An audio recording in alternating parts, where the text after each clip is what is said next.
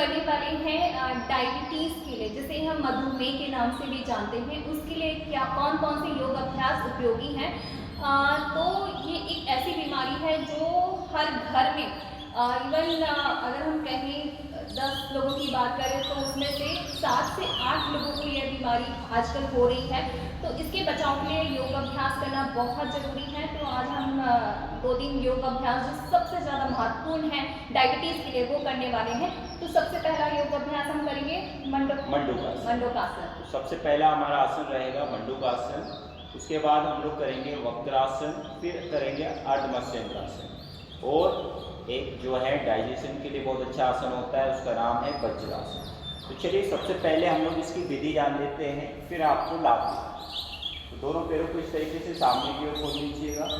अब क्या करना है, दाहिने पैर को घुटने से मोड़ लीजिएगा, इसी तरीके से आप बाएं पैर को घुटने से मोड़ लीजिए। ठीक है, अब यहाँ पर हम आ चुके हैं अभी वज्रासन।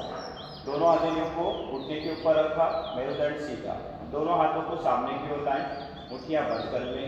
अब बंद मुट्ठियों को नाभि प्रदेश के निचले हिस्से में लगाना है, मतलब बिलो अम्बलाइकस आपको रखना है। ठीक है, इसका अभ्यास आपको खाली पेट करना होता है। चलिए अब मेरुदंड सीधा रखें, छत की ओर देखें, गहरी श्वास लें। अब धीरे धीरे श्वास बाहर छोड़ते हुए सामने की ओर झुकें, श्वास को पूरा बाहर की ओर छोड़ दीजिए। आपका सीना छाती घुटने से लग जानी चाहिए और सामने की ओर देखते रहिए, सिर को नीचे नहीं झुकाना है, सामने देखते रहिए। यहाँ पर आप जो है 10 सेकंड से लेकर 1 मिनट तक होल्ड कर सकते हैं, मतलब रुक सकते हैं इस आसन में। फिर धीरे धीरे श्वास अंदर खींचते हुए वापस।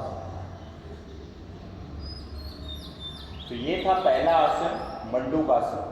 इसको जो है डायबिटीज मधुमेह के लिए रामबाण आसन कहा जाता है, क्योंकि इससे आपको जो है पेनक्रियास के ऊपर अच्छा खासा प्रेशर बनता है, क्रिएट होता है। जो इंसुलिन का सिक्रेशन ब्लड में अधिक हो रहा है या कम हो रहा है तो उसको ये नियमित कर देता है। चलिए उसके बाद हम लोग दूसरा आसन जानेंगे। दूसरा आसन कौन सा है, वक्रासन। तो दोनों पैरों को सामने की ओर कर लीजिए। ठीक है, अब आपको क्या करना है, एक पैर को इस तरीके से मोड़ लीजिएगा, पंजा आपका दूसरे पैर के घुटने के बाजू में होना चाहिए, और जो घुटना आपने मोड़ा है वही हाथ कमर के पीछे इस तरीके से रख लीजिए। 4 से 6 इंच की दूरी पर रखेंगे।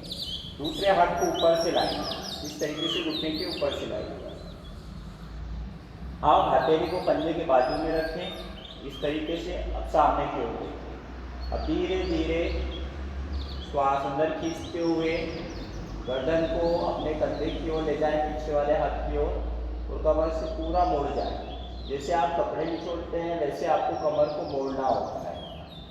यहाँ पर कुछ देर आप रुकें।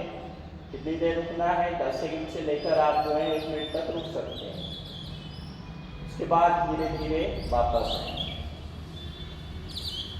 हाथ को वापस सामान्य स्थिति में लाएं, पैर को सीधा करें। तो ये दूसरा आसन था वक्रासन। इसमें आपकी जब कमर पूरी मुड़ती है तो यहाँ पर भी पेनक्रियास के ऊपर अच्छा खासा प्रेशर क्रिएट होता है, जिससे आपका जो शरीर में ब्लड में जो है जो आपका इंसुलिन का लेवल था कहीं अधिक हो रहा है, किसी को कम हो रहा है, तो ये नियंत्रित कर देता है। इसलिए यह आसन भी बहुत महत्वपूर्ण है। चलिए अब तीसरा आसन करते हैं अर्धमत्स्येंद्रासन। क्योंकि जैसा वक्रासन करते हैं उसका लाभ सेम टू सेम अर्धमत्स्येंद्र में होता है, लेकिन इसमें क्या होता है, ट्विस्टिंग अच्छी होती है। तो आप जो है वाला पैर मोड़ लीजिए। ठीक है, तो इस तरीके से पैर को पहले हमने मोड़ लिया। अब क्या करना है, इसको क्रॉस में ऊपर से लाइए। अब जो लंबा वाला पैर था उसको इस तरीके से मोड़ लीजिए घुटने से। एड़ी आपकी जो है नितंबों के बाजू में आएगी, और दूसरा पैर का पंजा जो है घुटने के लेवल में होना चाहिए। अब जो घुटना खड़ा हुआ वही हाथ आपको कमर के पीछे ले जाना है। ठीक है, अब इसको इस तरीके से, पहले ये सिंपल है, कुछ लोग नहीं पहुंच पाते, तो इस तरीके से आप पकड़ के अपने सीने की ओर खींच सकते हैं, और धीरे धीरे आप कमर से पीछे मोड़ सकते हैं। फिर कुछ दिन बाद आप जब इसका अभ्यास करेंगे तो इस तरीके से आपको घुटने तक आपका हाथ पहुंचने लगेगा, तो यहाँ घुटने के ऊपर रख सकते हैं। फिर और अच्छे से आपका हाथ अंदर जाएगा तो आप जो है पैर के पंजे को पकड़ सकते हैं। आप धीरे धीरे श्वास अंदर खींचते हुए कमर से पीछे की ओर मुड़ जाएं, अपने पीछे वाले हाथ के कंधे की ओर देखते रहें। यहाँ पर भी आप 10 सेकंड से लेकर 1 मिनट तक रुक सकते हैं। अब धीरे धीरे श्वास अंदर खींचते हुए वापस आए, वापस पैरों को सीधा खींचिए।